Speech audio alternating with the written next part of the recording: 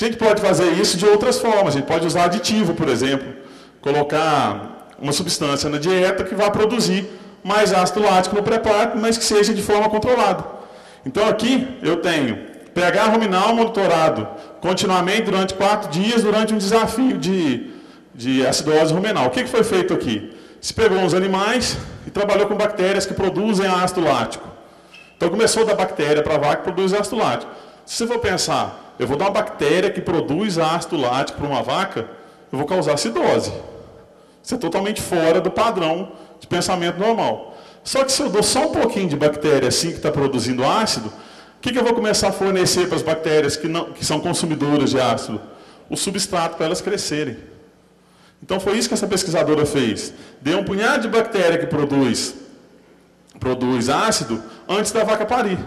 No momento que a vaca pariu, ela entrou com a dieta normal. E o que ela observou? Quando ela fornecia uma fonte de ácido lático no pré-parto, os animais, quando pariam, eles tinham um pH rumenal mais alto do que as vacas que não tinham sido utilizado com elas uma fonte de ácido. Mostrando que essas bactérias consumidoras de ácido, elas realmente precisam de substrato e de tempo para elas crescerem. Desde que elas cresçam, eu não tenho mais problema com o pH. E aí, a quantidade de ácido e substrato que a gente vai colocar de concentrado na dieta passa a ser uma coisa um pouco menos importante. Então, eu posso metabolizar o ácido, como também o organismo pode absorver esse ácido. O organismo absorve o ácido através do quê? Das papilas rumenais. Está vendo que são várias, como se fossem vários dedinhos ali? Para que serve cada uma dessas papilas? Para aumentar a superfície de absorção. Isso daqui é um rumen adaptado. Está vendo o tamanho das papilas? Quanto maior for a papila, mais área de absorção ela tem. Quanto mais área de absorção tem, menos ácido fica dentro do rumen. Menor a chance de ter uma acidose rumenal. Como é que eu faço para estimular crescimento de papila rumenal? É simples. Eu estimulo através da produção de ácido propiônico e butírico. O que são esses dois ácidos? AGVs. Só que eu não posso dar muito de uma vez só. Eu tenho que fazer isso aos pouquinhos. Quanto tempo que eu demoro para estimular esse crescimento aqui? 21 dias. Opa! 21 dias bate com a adaptação das consumidoras de ácido, bate com crescimento de papila ruminal e bate com o que mais? Com o meu pré-parto no período de transição.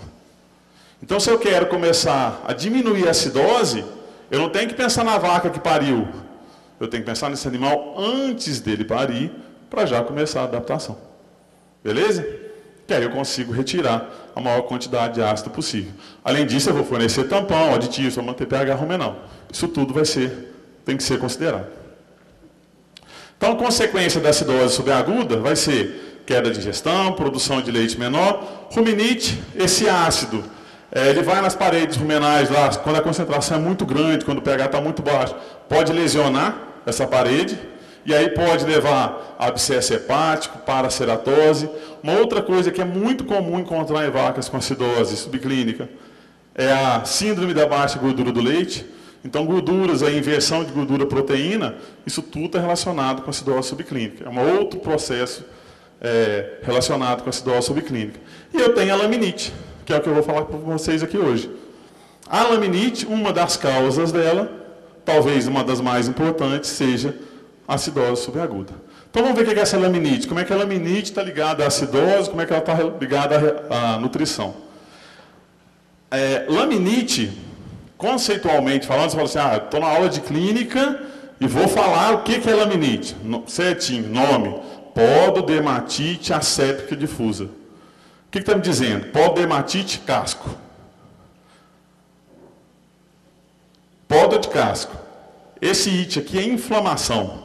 Então, ele tem inflamação lá próximo do casco. Asséptico é que não tem bactéria. Então, eu tenho uma inflamação que não é bacteriana. Então, inicialmente, a laminite não é bacteriana, não adianta dar antibiótico. Está inflamado, mas não adianta dar antibiótico. E ela é difusa, ela não é localizada. Ela pode dar nas 4 patas ao mesmo tempo. Normalmente em bovino, mais comum nos posteriores, nos pélvicos, os membros pélvicos. Tranquilo? Então é isso que diz esse nome difícil aqui. A gente chama de laminite. Na verdade, nada mais é do que aqui uma inflamação do córeo. E tem de 3 formas principais. A aguda, que é rápida, que eu vejo aí após horas ou dias, que normalmente dá uma vermelhidão lá na coroa do casco. A subaguda, que é mais lenta, ela tem uma separação da parede do casco, uma hemorragia de sola, e ela assim, o animal se movimenta mais lentamente. Esse daqui, normalmente, ele reluta em andar nos primeiros dias, quando está na forma aguda. E eu tenho a forma crônica, que é a evolução da forma subaguda, que o animal é aquele animal que você chega na propriedade e vê ele com um casco enorme e que não consegue nem andar. Esses animais são de fácil identificação. Quando você vai pegar um animal desse e levar para a ordenha, ele é sempre o último a chegar. Muitas vezes, dependendo da fazenda, é até fácil de chegar e ver qual que é. É só olhar quem tem o rabo quebrado. Porque o cara que está tocando, o que ele faz? Ele quer que a vaca ande, vai lá e quebra o rabo da vaca. Então, até nisso é fácil de ver. Se vocês começam a ver vaca com o rabo quebrado, a vaca não está andando. E o cara quer acelerar a vida dele. E aí, muitas vezes, esse animal tem um problema crônico. E não adianta bater. Ele não vai andar. Quais são os fatores? Eu vou voltar e falar mais um pouquinho de cada uma, focando muito mais na subaguda. Quais são as causas aí da laminite? Então, eu tenho muitos fatores. E isso dificulta a identificação do que leva à laminite.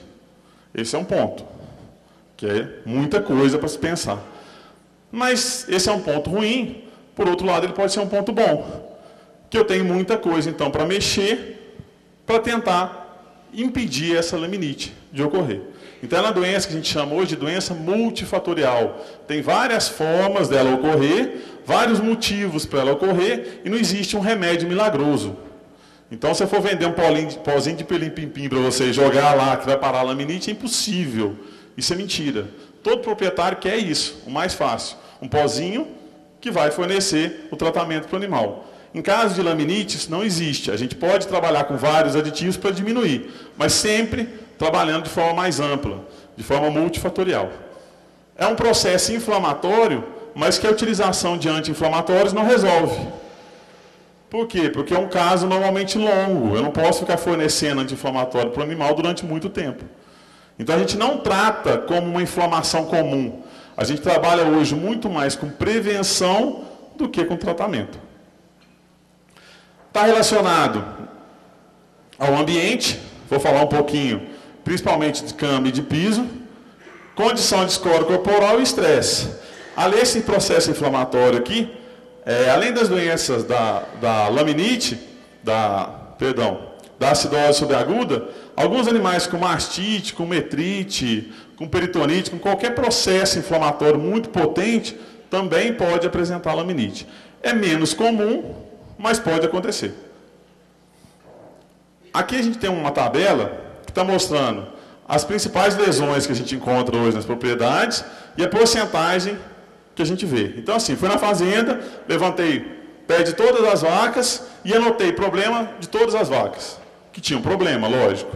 E aí, dessas vacas que tinham problema, eu tinha abscesso da linha branca, 15%, úlcera de sola, 13%, erosão de talão, 8%, laminite asséptica, 5%, abscesso de sola, 3,5%, separação de linha branca, 4,7%, perfuração de sola, 10,4%, hiperplasia digital, corpo estranho, todas listadas.